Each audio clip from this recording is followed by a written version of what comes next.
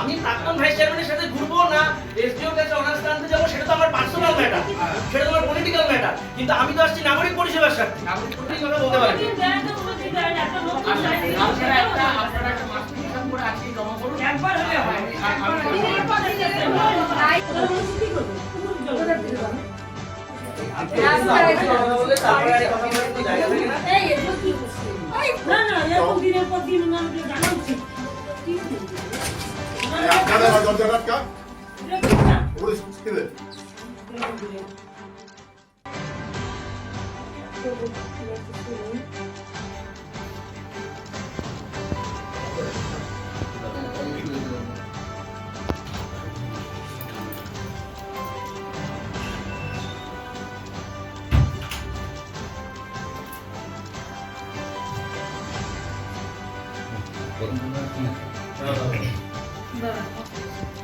বলি যে এটা তো একটা আপনি দেখতেই পাচ্ছেন যে কংগ্রেসের একাংশ, আমি বলবো যে নববন্দী মল্লিকেরা যারা এসেছিল, এ তো নিজের নির্বাচনে 2022 সালে 21 নম্বর ওয়ার্ডে তৃতীয় না চতুর্থ হয়েছিল।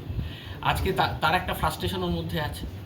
এছাড়া আমি দেখলাম যে বিজেপির একটা অংশ, দু একজন ছেলে এসেছিল বাইরে থেকে যারা বিজেপি করে সিসিটিভিতে ধরা পড়লো, তারাও ডিম ছিল। এই ডিম থেরাপির যে মহামান্য হাইকোর্ট বারবার বলা সত্ত্বেও এই যে ডিম থেরাপির যে কালচার, এটা যে জলপাইগুড়িতে আনা হলো, এটা কিন্তু অনভিপ্রেত, এটা জলপাইগুড়ির কালচার ছিল না।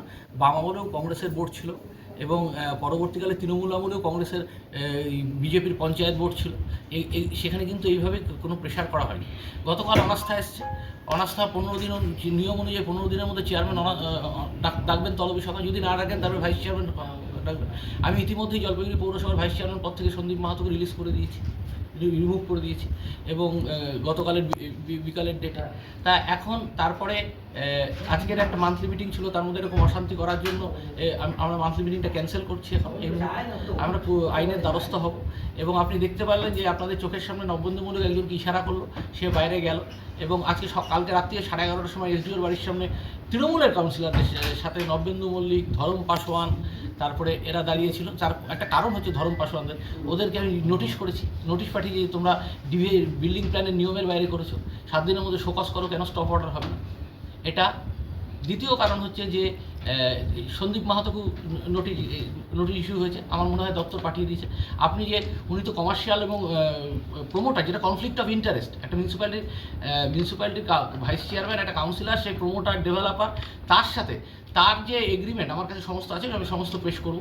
এবং তার স্ত্রী সেখানে পার্টনার, যিনি সরকারি এইডেড স্কুলে চাকরি করেন। এটা চূড়ান্ত অবৈধ কাজ, এরপরে চাকরি থাকে না, ঠিক আছে? সেই সব ডকুমেন্টসগুলো আমরা সব প্রেস করব এবং আরও অনেক দুর্নীতি আছে, আমি সব দ্রুত 2-1 দিনের মধ্যে প্রেস কনফারেন্স করে সমস্ত কিছু তুলে ধরব।